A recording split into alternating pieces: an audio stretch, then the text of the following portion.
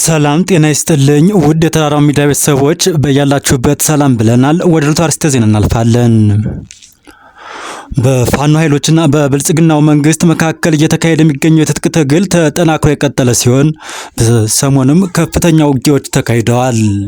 የፋኖ ኃይሎችም ከፍተኛ ማጥቃት ያደረጉ ሲሆን በብልጽግናው በኩልም የተለያዩ ማጥቃት ዘመቻ ቢከፍትም እንደ ነበልባሉ ፋኖቹ እየተመከተ ይገኛል ሲሉ የተለያዩ የፋኖ አመራሮች እየገለጹም ይገኛል። ይህ በእንዲህ እንዳለ የአማራ ፋኖ ህዝባዊ ድርጅት ሁለት አመራሮቹን ማሰናበቱን አስታውቋል። ከአመራሮቹ መካከልም የአማራ ፋኖ ህዝባዊ ድርጅት ጎጃም ጠቅላይ ግዛት እዝ ሰብሳቢና የውጭ ጉዳይ መምሪያ ኃላፊ ካፒቴን ማስረሻ ሰጤና እንዲሁም የወሎ ቤተ አማራ ጠቅላይ ግዛት እዝ የመረጃና ደህንነት ኃላፊ መስፍን ከፋለኝ እንደሚገኙበትም ታውቋል። ስለ ጉዳዩም ከአንከር ሚዲያ ማብራሪያ የተጠየቀ ሲሆንም የአማራ ፋኖ ህዝባዊ ድርጅት አመራሮችም ምላሽ ሰጥተዋል። ከአማራ ፋኖ ህዝባዊ ድርጅት አመራሮች መካከል የአማራ ፋኖ ህዝባዊ ድርጅት በጎጃም ጠቅላይ ግዛት ስራ አስፈጻሚ ኢንጂነር አሻግሬ ባየህ፣ ረዳት ፕሮፌሰር አርበኛ ጌታነህ አስራደ የአማራ ፋኖ ህዝባዊ ድርጅት ፖለቲካ መምሪያ ኃላፊ ስለ ጉዳዩም ማብራሪያ ሰጥተዋል። ሙሉ መግለጫውንም እንደሚከተለው እናቀርብላችኋለን። አመሰግናለሁ ስለጋበዝከን። በመጀመሪያ የታገዱት አመራሮች አንደኛ ማስረሻ ሰጤ የአማራ ፋኖ ህዝባዊ ድርጅት ጎጃም ጠቅላይ ግዛት እዝ ሰብሳቢ የነበረና የድርጅታችን የውጭ ጉዳይ መምሪያ ኃላፊ የነበረ ነው። በሁለተኛ ደረጃ በወሎ ቤተ አማራ ጠቅላይ ግዛት እዝ የመረጃና ደህንነት ክፍል ኃላፊ እንዲሁም የድርጅቱ ስራ አስፈጻሚ የነበረ መስፍን ከፋለኝ ናቸው። ሁለቱም ከድርጅታችን ታግደዋል። እንግዲህ በዚህ ጉዳይ ላይ ልናጋራ የምንፈልገው መረጃ ምንድነው? በመጀመሪያ ማንም ሰው በአመለካከቱ ሳቢያ በድርጅታችን ምንም አይነት ተጽዕኖ እንደማይደረግበት መታወቅ አለበት። ሌላው ሊታገዱ የቻሉበት ዋና ምክንያት ከአገዛዙ ጋር ግንኙነት ፈጥረው እንዲሁም ደግሞ ተልዕኮ ተቀብለው በማስረጃ የተረጋገጠ ማስረጃ በመኖሩ ሊታገዱ ችለዋል። ያው ማስረጃም እንደተያዘባቸው ሲያውቁና ሲረዱ ሁለቱም ከሰራዊቱ ተነጥለው ተሰውረው ጠፍተዋል ማለት ነው። በዚህ አጋጣሚ በዚህ ሰዓት ይሄ ዜና ሲከናወን ሰራዊታችንም ሆነ የድርጅታችን አመራሮች የት እንዳሉ እንደማናውቅ መግለጽ እንፈልጋለን። ሌላውን ጉዳይ ግን በሌላ ጊዜ በዝርዝር የምንመጣበት ሆኖ የጎጃም ጠቅላይ ግዛት እዝ ሰብሳቢ የነበረውን ማስረሻ ሰጤን በተመለከተ ከዚህ በፊት ከፍተኛ የሆነ የእዝ ፋይናንስ ያባከነ መሆኑንም ልንገልጽ እንፈልጋለን። ከፍተኛ የሆነ የአሰራር ችግሮችም ኑረው በከፍተኛ ክትትል ሲደረግ እንደነበረ እና ነገሮችንም ደግሞ ለማስተካከል ከፍተኛ ጥረት ስናደርግ የነበረን መሆኑን መግለጽ ነው የምንፈልገው። አመሰግናለሁ። አሻግሬ እንደገለጸው ለሁሉም የትግሉ ባለቤት ለህዝባችን፣ ለደጋፊዎቻችን እና ለሰራዊታችንም ጭምር ግልጽ እንዲሆን የምንፈልገው ነገር ምንድን ነው? አፋድ እንደ ተቋም በባህሪው ከፍተኛ የሆነ የውስጥ ዲሞ የሚለማመድ ተቋም ነው። በጣም በብዙ ነገሮች ነፃነትን ይሰጣል። የትኛውንም አይነት ሀሳብ ማራመድ የምትችልበት ተቋም ነው። በሀሳብ ደረጃ ያለምንም መሸማቀቅ በትግሉ ውስጥ የትኛውንም መንገድ የተሻለ ነው ብሎ ለሚያቀርብ አካል ሁሌም ሀሳቡን በነፃነት ማራመድ የሚቻልበት ተቋም ነው። እንግዲህ በዚህ ሂደት ሁላችንም እንደምናውቀው አፋድ ከተመሰረተ 1 ዓመት ከ5 ወር ገደማ ሆኖታል። በዚህ ሂደት ውስጥ በርካታ መስዋዕትነትን እየከፈለ ለአማራ በጽኑ መሰረት ላይ የተገነባ ተቋም እንዲሆን ለማድረግ ብዙ ግኖችንም ጭምር እየሰዋ ድርጅታችን ከዚህ ደርሷል። በዚህ ሂደት ውስጥ መንገዳችን በጣም ብዙ ፈተናዎችን እየተሞላ ነው የነበረው። አንዳንዴ ምናልባት ደጋፊዎቻችንም ህዝባችንም ጭምር ብዥታ እስከሚገባው ድረስ ውስጥ ላይ የተለያዩ ሀሜቶችን ሲመጡ ድርጅቱ እጅግ በጣም ጥንቃቄ በተሞላበት መንገድ ብዙ ነገሮችን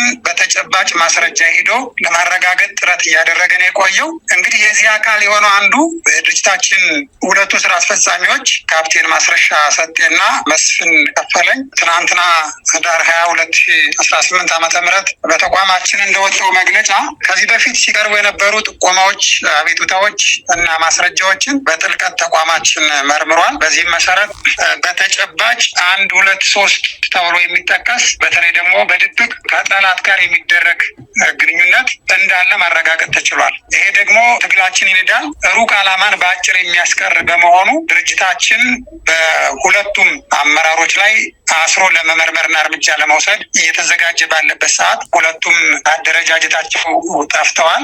በእርግጥ መስፍን ከፈለኝ በተለያየ ምክንያት በጤናና በሌላ ምክንያት ከወጣ ቆየት ብሏል። ካፕቴን ማስረሻ ትናንት እንደተባለው እዙም ጭምር ተሰብስቦ ተወያይቶ ገምግሞ በተጨባጭ ማስረጃ ነገ ወዲያም በታሪክ የምናያቸውን ነገሮች ማስረጃዎችን በእጅ ይዞ ነገር ግን እነዚህ ከጠላት ጋር የተደረጉ ግንኙነቶች በሙሉ ማስረጃ ሲገኙ ያው ከተቋማቸው ሾልከው ወጥተዋል። ምንም እንኳን አሁን ያሉበት ሁኔታ ባናቅም ድርጅቱ ግን ይህንን ነገር በተጨባጭ ማስረጃና ብዙ ነገሮችንም ጭምር የህዝባችንም ስነ ልቦና የታጋዩንም ስነ ልቦናና ዋናው ደግሞ የትግላችን ዓላማ ጭምር ብዥታ በማይከት መንገድ ጥርት አድርጎ ማረጋገጥ በመቻሉ ምክንያት እንዲህ አይነት በሁለቱም ላይ ከድርጅት ስራ አስፈጻሚም ከድርጅት አባልነትም ጭምር እንዲታገዱ የተደረገበት ሁኔታ ነው።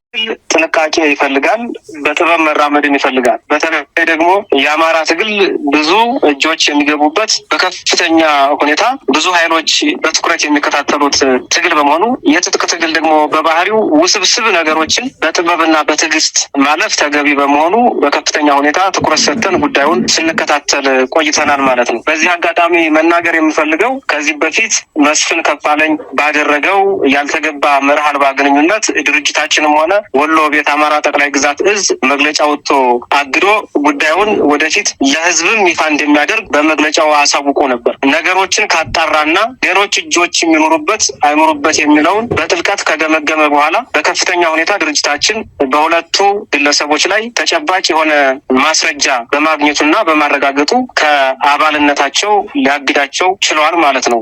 ረዳት ያነሳውን በተመለከተ ትግላችን ውስጥ አብረው የቆዩ ግለሰቦች ያው ከተቋማችን ከአደረጃጀታቸው ከሰራዊቱ ጠፍተው መሄዳቸው ነው እንጂ አሁን ያሉበት ሁኔታ ማረጋገጥ አንችልም። ሚዲያ ላይ እንደ ማንኛውም ሰው የምንሰማው ነገር አለ። ዞሮ ዞሮ ምንድነው ከዚህ በኋላ የድርጅታችን አካል እንዳልሆኑ እንደ ተቋም በዚህ ልክ ከሄድን ቀጣዩን ያው እነሱ ባቀዱት ልክ የሚሆኑትን የምናየው ነው የሚሆነው። አሁን ባለው ሁኔታ ግን ዜና ተወዛናቸው ለማለት አንችልም። ዞሮ ዞሮ ግን ያው ቅድም ባልኩ መረጃ መሰረት አሁን ያሉበት ከወገን ጦር ላይ እንዳልሆነ ግን አረጋግጠናል። በመቀጠል እነዚህ አመራሮች ይዘውት የሚሄዱት መረጃ ያነሳው ትክክል ነው።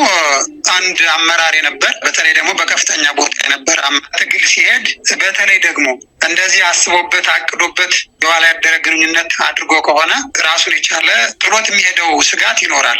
ነገር ግን እንዳልኩ ድርጅታችንም እዙም ከዚህ በፊት እነዚህን የድርጅታችን አመራሮች ክትትል ሲያደርግባቸው ስለቆየ በተቻለ መጠን ዳሜጁን ለመቀነስ የሚያመጡትን ጉዳት ለመቀነስ ጥረት በሚያደርግ ስራ ተሰርቷል። ነገር ግን ያው ትግል እስከሆነ ድረስ ምንጊዜም ጥንቃቄ ያስፈልገናል። እነሱ አይደሉም ገና ዛሬም በትግላችን ውስጥ እኮ በርካታ ሰርጎ የገባ አካል ሊኖር ይችላል። ስለዚህ ምንጊዜም ቢሆን ራሱን የቻለ እያንዳንዱ ታጋይ እያንዳንዱ አደረጃጀት በጥንቃቄ እንዲሄድ በዚህም ዙሪያ የግንዛቤ ማስጨበጫ ስራዎችም ጭምር እየተሰሩ ነው ያሉት። አሁንም ቢሆን እነዚህ እንግዲህ ከትግላችን ውስጥ የሄዱ አካላት ጥቃት አያደርሱም ማለት አይደለም። ለጠላት ውለው አድረው ጠላት ሊያገለግሉ ይችላሉ። ይህን ከትናንት ወዲያ ምስል አፋሕድ በበኩሉ እነዚህን ሁለት አመራሮች መቀነሳችን ትግሉ እየጠራ እንዲሄድ ያደርገዋል ሲሉ ገልጸዋል። በመጨረሻም ላይ የተንጠለጠለ ትግል አይደለም። የአማራ ሕዝብ አምጦ የወለዳቸው የቁርጥ ቀን ልጆች አሉት። መሪ የሚሆኑ ጀግኖች አሉት። አንድ ትግል የሚነሳው ግለሰቦችን ተማምኖ አይደለም፣ የሚታገልለትን ሕዝብ እና ሰራዊት ተማምኖ ነው። ስለዚህ ሰራዊታችንም ሆነ ሕዝባችን በምንም ታምር የአማራ ትግል የማይቀለበስ እንደሆነ ከዚህ በፊትም አስቀድሞ እንደሚያውቅ እናውቃለን። ትግላችንም ደግሞ ፈጽሞ የማይቀለበስ ሊቀለበስም የማይችል መሆኑን መናገር እንወዳለን። በመሆኑም በተጨባጭ አንዳንድ ግለሰቦች እንዲህ አይነት ክደት ውስጥ ሲገቡ ህዝባችን በፍጹም መደናገጥም እንደሌለበት፣ ሰራዊታችንም በዛው ልክ መደናገጥ እንደሌለበት የሚያስደነግጥም ስላልሆነ ነገሮች በተለያዩ ጊዜያት ግልጽ እየሆኑ ስለመጡ ለማለት ያክል ነው። ትግሉ ይቀጥላል። የበለጠ እንጠነክራለን፣ የበለጠ እንበረታለን፣ የበለጠ ድርጅታዊ ቁመና ይኖረናል ማለት ነው። አመሰግናለሁ። እንግዲህ ማለት የሚቻለው ምንድነው ትግል ሂደት ነው። በተለይ ደግሞ የፋኖ ትግል ለየት የሚያደርገው መሳይ በተደጋጋሚ እንደምንለው ከህዝባዊ እምቢተኝነት ነው። ተሙስ ታጥቆ ወደ ጫካ ወርዶ በተደራጀ መንገድ ተቋም መስርቶ ራሱን በዚህ በድርጅት ደረጃ ያቆመና ይሄ የእድገት ደረጃ እኔ በተደጋጋሚ ይለዋለሁ። በአጋጣሚ ይህንን ትግል ራሱን እያጠራ ነው የሚሄደው። አመራሩን እያጠራ፣ አባሉን እያጠራ፣ መስመሩን እያስተካከለ ነው የሚሄደው። ሰው በዚህ ትግል ሂደት ውስጥ ምንጊዜም የጀመረው ሁሉ አይጨርስም። በየመ በየመሃሉ ደክሞት የሚያቆም ይኖራል፣ የጠላት ተልዕኮ ይዞ የሚያቋርጥ ይኖራል፣ ወይንም ደግሞ ሌላ መስዋዕት የሚከፍልም ይኖራል። ስለዚህ ትግላችን ምንጊዜም ይህን ሁሉ ዋጋ እየከፈል ከዚህ የደረሰው የሂደት ጉዳይ ስለሆነ ነው። ሰው በእርግጠኝነት የምናየው ምን መሰለህ፣ ትግሉ ራሱን እያጠራ በሄደ ቁጥር ከዚህ በኋላ ቢያንስ ውስጥ ላይ ያሉ ፈተናዎች እየቀነሱ ትኩረታችን በሙሉ ወደ ጠላት የሚሆንበት እድል ነው ያለ። በነገራችን ላይ ቅድም እንዳልኩ እነዚህ ጥርጣሬዎች ሲመጡ ብዙ ጊዜ የትግሉ ባህሪ ስለሆነ ከወዳጅም ከጠላትም ከሌላም ከማታውቀው ጥቆማም ይመጣብሃል። ምንም አይነት ስህተት እንዳይኖር በሚል እጅግ በጥንቃቄ ተመርምሮ ይሄ ውሳኔ ሲወሰን የእነዚህ ሰዎች አላማቸው እስከ የት ነው የነበረው፣ ኔትወርካቸው ከነማን ጋር ነው የሚለውን ሁሉ ድርጅቱ በሙሉ መርምሮ ጨርሷል። አሁን ባለበት ቁመና ተቋሙ ያለበትን ሁኔታና እነዚህ አካላት የሄዱበትን ርቀትም ጭምር ያለውን የስጋት ደረጃም ቀድሞ ገምግሞ ስላስቀመጠ ያንን የዳሜጅ ኮንትሮል ቀድሞ አስቀምጧል። ስለዚህ የሚያሳየን ምንድነው፣ በትግሉ ሂደት ውስጥ ምንጊዜም ቢሆን እየጠራ እንደ መስከረም ኩልል እያለ የሚሄድበት ቀን እየመጣ መሆኑን ከዚህ በኋላ የውስጥ ፍትጊያዎችና የውስጥ መጓተቶች ሳታውቀውም ቢሆን ተልኮ ይዞ የመጣውን አካል እያጠራ መሄድህ ድርጅታችን ምን ያክል በተሻለ መስመር መሄዱንና ነገሮችን አጥርቶ ሌላ ዳሜጅ ሳይደርስበት መቆጣጠር መቻሉን ነው። በነገራችን ላይ ሁለቱም ይዘውት የሄዱት የሰው ኃይል የለም፣ ይዘውት የሄዱት መሳሪያ የለም። ቅድም እንዳልከው ምናልባት አንዳንድ በስብሰባ ሲሳተፉ ያገኟቸውን መረጃዎች ሊይዙ ይችላሉ። ከዛ ያለፈውን ነገር ድርጅቱ በጥንቃቄ ኮንትሮል ሲያደርግ መቆየቱንም ጭምር ነው የሚያሳየን እና ይሄ ደግሞ እያራገፍክ ነገ እንደ ወርቅ የጠራ ድርጅት ለመሆን መሄዱን የሚያሳየን ነው። በዚህ አጋጣሚ እንግዲህ የትግላችን ደጋፊዎች፣ ሰራዊቶቻችን፣ ህዝባችንም ጭምር ሊያውቀው የሚገባ ነገር ትግል በእንዲህ አይነት መንገድ እየጠራ እንደሚሄድና አሁን ወደ ተሻለ ደረጃ መድረሳችን የሚያሳይ ነው። ይሄ ብቻ አይደለም።